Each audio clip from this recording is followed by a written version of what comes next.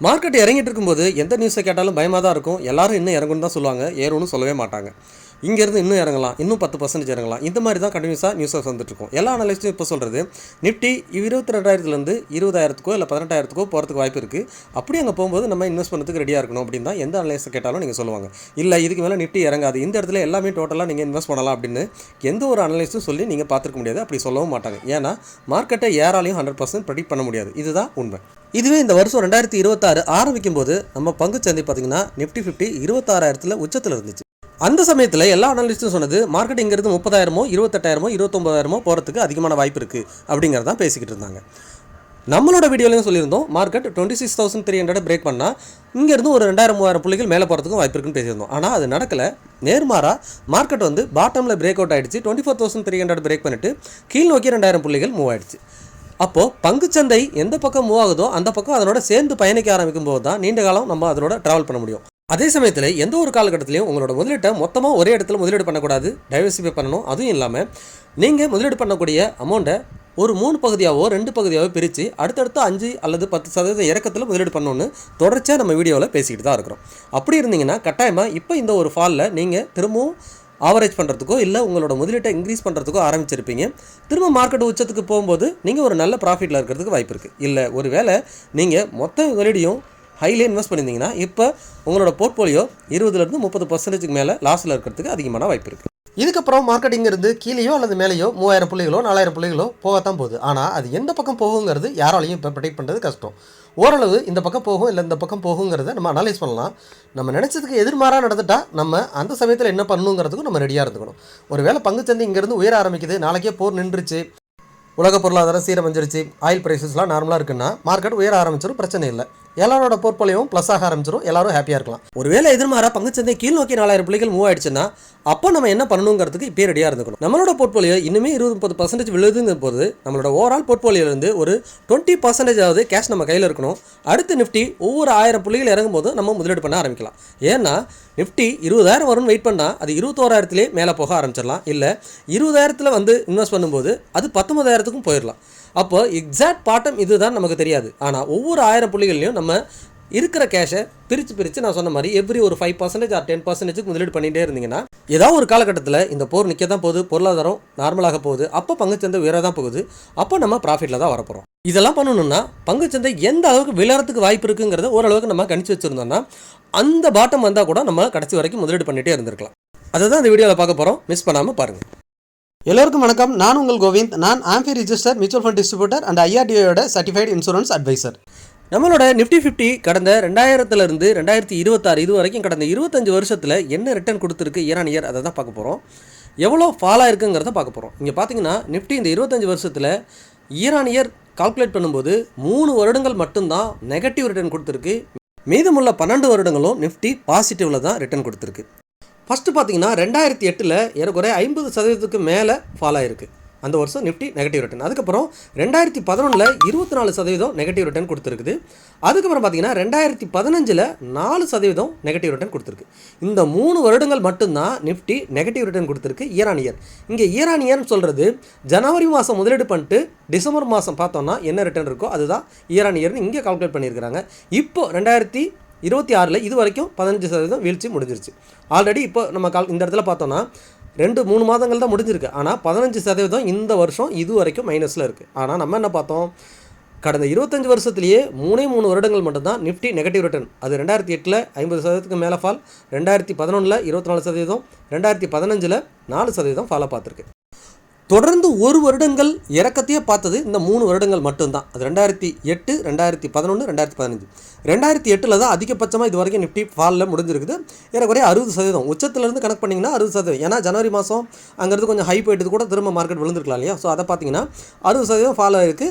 நிஃப்டியோட price turnings 11. இதை நேற்று வீடியோவில் நம்ம பார்த்தோம். இருந்தாலும் இப்போயும் கண்டினியூஸாக பார்த்துருவோம். அதுக்கப்புறம் பார்த்தீங்கன்னா 2015 மார்க்கெட் பார்த்தீங்கன்னா கண்டினியூஸாக ஒரு சரிஞ்சு தான் முடிஞ்சிருக்கு. அப்பயும் பார்த்தீங்கன்னா 24% வரைக்கும் ஃபால் ஆயிருக்கு. ஸோ இயர் இங்கே பார்க்கும்போது உங்களுக்கு நெகட்டிவ் ரிட்டர்ன் கொடுத்துருக்கு நிஃப்டி 2015. அப்போ நிஃப்டியோட ப்ரைஸ் டர்னிங்ஸ் பார்த்தீங்கன்னா 15. அதுக்கப்புறம் 2015 திரும்ப ஒரு 4% மைனஸில் தான் முடிஞ்சிருக்கு. இங்கே பார்த்தீங்கன்னா ஜனவரி மாதத்துலேருந்து திரும்ப டிசம்பரில் பார்த்தீங்கன்னா மார்க்கெட் எங்கே ஆரம்பிச்சதோ அதுக்கு பக்கத்தில் ஒரு 4% தான் லாஸ். ஆனால் நெட்டாக பார்த்தீங்கன்னா 25% ஃபால். இது எப்படின்னு பார்த்தீங்கன்னா ஜனவரி மாதத்துலேருந்து மார்க்கெட் 2-3 மாதங்கள் உயர்ந்திருக்கு 2015. ஸோ அப்போ பீக்லேருந்து கனெக்ட் பண்ணிங்கன்னா டிசம்பர் மாதம் கால்குலேட் பண்ணும்போது ஏறக்குறைய 24%, 25% வரும். ஏன்னா கண்டினியூஸாக அடுத்த வருடங்கள் 2016லையும் அந்த வீழ்ச்சி தொடர்ந்து இருக்குது. பிப்ரவரி வரைக்குமே கண்டினியூஸாக மார்க்கெட் விழுந்திருக்கு. ஏறக்குறைய ஒரு வருடத்துக்கு மேலே மார்க்கெட் வந்து நெகட்டிவ் ரிட்டர்ன்லேயே இருந்திருக்கு. ஸோ அதனால் இங்கேயும் பார்த்தீங்கன்னா பீக்லேருந்து 25% வீழ்ச்சி அடைஞ்சிருக்கு. அப்போ நிஃப்டி பார்த்தீங்கன்னா இதை நம்ம 4% பதிலாக 25% வச்சுக்கலாம். ஏன்னா நம்ம மார்க்கெட் ஹையிலேருந்து எவ்வளோ சதவீதம் விழுந்ததுன்னு நம்ம எப்பயுமே கால்குலேட் பண்ணுவோம் இல்லையா. ஸோ இயர் ஆன் இயர் பார்க்கும்போது 4%, ஆனால் அந்த வருஷம் பீக்லேருந்து பார்க்கும்போது 25%. அப்போ நிஃப்டியோட ப்ரைஸ் டர்னிங்ஸ் பார்த்தீங்கன்னா 19 தான் இருந்தது. ஸோ ஃபஸ்ட்டு இங்கே பார்த்தீங்கன்னா 60% வீழ்ச்சியில் 11, அதுக்கப்புறம் 25%, 15 ப்ரைஸ் டர்னிங்ஸ். இப்போ 19லேயே மார்க்கெட் ரெக்கவரி ஆகிடுச்சு. அப்பயும் ஆனால் மார்க்கெட் 25% வீழ்ச்சி செஞ்சிருக்கு. இப்போ உங்களுக்கு ஒரு டவுட் வரும், கோவிடில் மார்க்கெட் என்னவோ 40% ஃபால் ஆச்சு, ஆனால் அங்கே பார்த்தீங்கன்னா 14% ப்ளஸில் தான் கொடுத்துருக்காங்க 2020. இது எப்படி பாசிபிள் அப்படின்னு கேட்டிங்கன்னா, கோவிடில் ஃபாஸ்ட் அண்ட் ஃபியூரியஸாக மார்க்கெட் வந்து ரெக்கவரி நடந்திருக்கு. ஃபஸ்ட்டு ஜனவரி, பிப்ரவரி, மார்ச் இந்த 3 மாதங்கள் மட்டும்தான் கோவிடில் மார்க்கெட் வந்து ஃபால் ஆனிச்சு. இங்கே பார்த்தீங்கன்னா உங்களுக்கு தெரியும், ஃபஸ்ட்டு 3 மாதங்கள் தான் மார்க்கெட் ஃபால் ஆச்சு. அப்போ அதோட ப்ரைஸ் டர்னிங்ஸ் எது வரைக்கும் வந்தது அப்படின்னு பார்த்தீங்கன்னா 17 வரைக்கும் வந்துச்சு. நிஃப்டியோட ப்ரைஸ் டர்னிங்ஸ் 17 வரைக்கும் குறைஞ்சி வந்தது. நிஃப்டி பார்த்தீங்கன்னா 40% ஃபாலோ பார்த்தது வெறும் 3 மந்த்லேயே. சரிங்களா, அந்தளவுக்கு ஃபாஸ்ட்டாக இருந்தது. ஆனால் அடுத்த டிசம்பர், நவம்பரில் பார்த்தீங்கன்னா மார்க்கெட் எங்கேருந்து ஃபாலோ ஆனிச்சோ அதையும் தாண்டி மேலே 14% ப்ளஸ்லேயே கொடுத்துருச்சு. அப்போ ஒரு வருஷத்தில் எவ்வளோ விழுந்திருந்தாலும் 40% வீழ்ச்சியை பார்த்தாலும் அந்த வருடத்துலேயே ரிட்டர்னும் கொடுத்துருச்சு, மேலே போயிடுச்சு. ஆனால் இந்த 3 வருடங்கள் 2008, 11, 15 கேஸில் பார்த்தீங்கன்னா மார்க்கெட் ரெக்கவரி ஆகலை. அப் டு டிசம்பர் வரைக்கும் ஃபால்லே தான் இருந்திருக்கு. அதனால தான் அந்த வருடங்கள் மைனஸ்லேயே முடிஞ்சிருக்கு. இப்போ இதை நம்ம ஏன் பார்க்குறோம் அப்படின்னா, இப்போது 3 மாதங்கள்லேயே நமக்கு நிஃப்டி பார்த்திங்கன்னா 15% வீழ்ச்சி முடிஞ்சிருச்சு ஏறக்குறைய. சரிங்களா, இன்னும் நமக்கு ஏறக்குறைய 9 மாதங்கள் இருக்குது. இந்த 9 மாதங்கள் என்ன நடக்க போகுது அப்படிங்கிறது தான் இப்போ முக்கியமான விஷயம். 9 மாதங்கள் மார்க்கெட் தொடர்ந்து சரியாக போகுதா, இல்லை இங்கேருந்து திரும்பவும் ரெக்கவரி ஆகிட்டு மேலே போக போகுதா அப்படிங்கிறத நம்ம பார்க்கணும். இதுக்கு முன்னாடி பார்த்தீங்கன்னா 2022லேயும் மார்க்கெட் விழுந்திருக்கும், ஆனாலும் அது அந்த இயர்லேயே ரெக்கவரி ஆகி ஃபாஸ்ட்டாக மேலே வந்துருச்சு.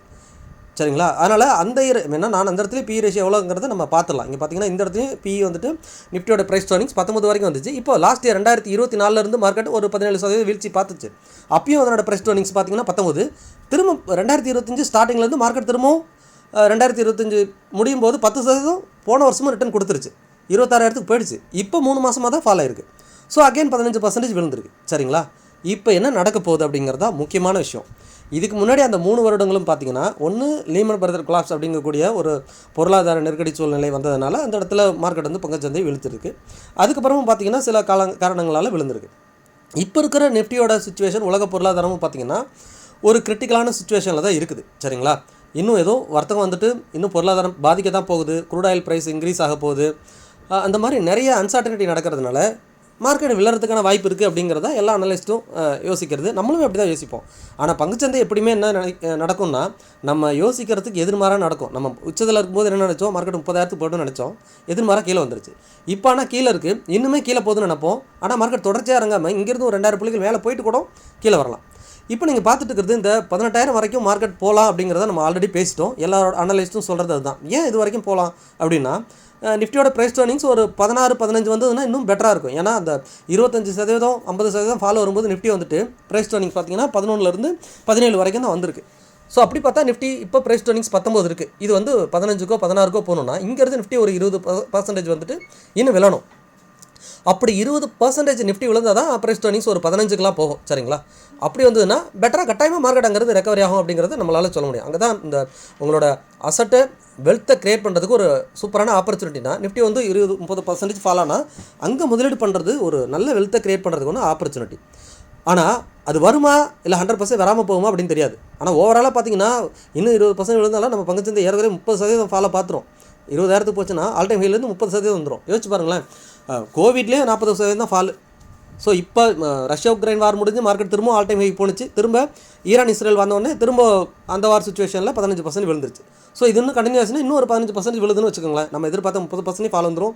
20,000, 20,000, 19,000, 18,000 நிஃப்டி வந்துடும். ஸோ அங்கேருந்து கட்டாயமாக மார்க்கெட் ரெக்கவரி ஆகிடும். ஏன்னா ஹிஸ்ட்ரியில் அதான் நடந்திருக்கு. கடந்த 25 வருஷத்தில் 3 தடவை தான் ஒரே வருடம் ஃபுல்லாகவே இறங்கி முடிஞ்சிருக்கு. அப்படி யோசிச்சுக்கோங்க, இந்த வருஷம் டிசம்பர் வரைக்குமே மார்க்கெட் ஏறலன்னு வச்சுப்போமே. டிசம்பர் வரைக்குமே மார்க்கெட் இங்கிருந்து ஒரு 2000 புள்ளி மேலே ஏறிட்டு டக்குன்னு திரும்பவும் இந்த மாதிரி திரும்பவும் அந்த பாட்டம் உடச்சிட்டு கீழே வருது அப்படின்னா 20,000 போகுதுன்னா ஓவராலாக நம்ம இந்த வருஷம் ரிட்டனே கிடச்சிருக்காது. பங்குச்சந்தை நெகட்டிவ் ரிட்டர்ன் போயிடலாம். ஆனால் நம்ம ஹிஸ்ட்ரியில் என்ன பார்த்தோம், இந்த வருஷம் நெகட்டிவ் ரிட்டர்ன் கொடுத்துட்டா அடுத்த சில வருடங்களில் ஒரு நல்ல ரிட்டர்ன் கொடுக்க போகுது நிஃப்டின்னு அர்த்தம். அப்போ நம்ம என்ன பண்ணலாம், கீழே வரும்போது நீங்கள் கட்டாயமாக முதலீடு பண்ணுறதுக்கான ஆப்பர்ச்சுனிட்டியை இப்போயே நீங்கள் ஏற்படுத்தி வச்சுக்கோங்க. ப்ளஸில் இருக்கிற பங்குகளை கொஞ்சம் கேஷாக மாற்றி வச்சுக்கலாம். இல்லை கேஷ் ரிசோர்ஸ் அதிகமாக இருக்குன்னா நீங்கள் தாராளமாக இறங்க முதலீடு பண்ணலாம். எஸ்ஐபி பண்ணுறவங்களா இருந்தால் நீண்டகால முதலீட்டாளராக கொஞ்சம் உங்களோட எஸ்ஐபியை கீழே இறங்கும்போது இப்போயும் இன்க்ரீஸ் பண்ணியிருக்கலாம். நீங்கள் தாராளமாக 15% ஃபால் இருந்தால் இப்போயே உங்களோட எஸ்ஐபி அமௌண்ட்டை ஒரு 10% இன்க்ரீஸ் பண்ணியிருக்கலாம். இன்னும் கீழே போகுதுங்கிறப்ப இன்னும் ஒரு 15% கூட இன்க்ரீஸ் பண்ணலாம். எப்போ நமக்கு மார்க்கெட் இன்னும் சீப்பாக கிடைக்கிது, பெட்டரான வேல்யூவேஷன் கிடைக்குதுங்கிறப்ப அதிகமாக முதலீடு பண்ண ஆரம்பிச்சா தான் நம்ம மார்க்கெட் மேலே வரும்போது நல்ல ரிட்டர்னை பார்க்க முடியும். இந்த வீடியோன்னு நம்ம தெரிஞ்சுக்கிற ஒரே விஷயம், பங்குச்சந்தை எந்த இடத்துலேருந்து பாட்டம் அவுட் ஆக போகுதுங்கிறத கணிக்கிறது ரொம்பவே கஷ்டமான விஷயம், சரிங்களா? ஆனால் ஒருவேளை இங்கேருந்து எவ்வளோ ஒஸ்ட்டு சினாரியோ வந்து 18,000 போனால் கூட நம்ம அந்த இடத்துல இன்வெஸ்ட் பண்ணுறதுக்கு ரெடியாக இப்போயே உங்களோட அமௌண்ட்டை ரெடி பண்ணி வச்சுக்கலாம். இதுக்கப்புறம் நம்ம ஆல்ரெடி பேசிட்டோம், புல் மார்க்கெட்னா 26,300 அந்த ஆல் டைம் ஹையை பிரேக் பண்ணால் தான் ஒரு சூப்பரான புல் மார்க்கெட் பார்க்கலாம். இந்தியாவை பொறுத்த வரைக்கும் நல்லா தான் இருக்கும், பொருளாதாரம்லாம் நல்லா தான் உயரத்துக்கான வாய்ப்பு இருக்குது. ஆனால் ஒரு சைட்வேஸ் ஜோனில் மார்க்கெட் மாட்டிக்கிச்சுன்னா அதுலேருந்து மேலே போகிறதுக்கான டைம் எடுக்கும். 26,000க்கு மேலே போகும்போது தான் அதுக்கப்புறம் தான் இன்னும் ஒரு சூப்பரான புல் ரன்னா நம்ம பங்குச்சந்தை வரும். ஆனால் யோசிச்சு பாருங்கள், மார்க்கெட்டிங்கிறது 18,000 20,000 போகுதுன்னா 20,000லேருந்து 26,000 வரும்போதே செம்ம ரிட்டர்னில் இருப்பாங்க, கீழே முதலீடு பண்ணுவாங்க. ஏன்னா இங்கேருந்து பங்குச்சந்தை 20% ஃபால் ஆனாலும் நம்ம முதலீடு பண்ணுறதுக்கு தயாராக இருந்தோம்னா ஒரு நீண்டகால முதலீட்டாளராக நல்ல லாபத்தை பார்க்குறதுக்கு அதிகமான வாய்ப்பு இருக்குது. நீங்கள் நம்ம மூலிமா ஃபினான்ஷியல் அட்வைஸ் எடுத்துக்கணுன்னா டிஸ்பிளேல தெரியிற வாட்ஸ்அப் நம்பருக்கோ அல்லது மெயில் ஐடிக்கோ தொடர்பு கொள்ளலாம். நான் AMFI registered mutual fund distributor and IRDAயோட சர்டிஃபைடு இன்சூரன்ஸ் அட்வைசர். நிறைய பேர் பார்க்குறீங்க, நீங்கள் டெலகிராம் சேனல் லிங்க்கில் சர்ச் பண்ணி ஜாயின் பண்ணிங்கன்னா லைவ் அப்டேட்டில் நான் என்னென்ன இன்வெஸ்ட் பண்ணுறேன், இல்லை எந்த டைமில் எந்த மாதிரி மார்க்கெட் சிச்சுவேஷன் நியூஸ் வந்துட்டு இருக்குங்கிறது லைவில் தெரிஞ்சுக்க முடியும். நம்ம சேனலுக்கு புதுசாக இருந்தீங்கன்னா சப்ஸ்கிரைப் பண்ணுங்கள், லைக் பண்ணுங்கள், உங்களோட ஃப்ரெண்ட்ஸ் அண்ட் ஃபேமிலிக்கு ஷேர் பண்ணுங்கள். மீண்டும் ஒரு நல்ல வீடியோவில் சந்திக்கிறேன். உங்கள் கோவிந்த்.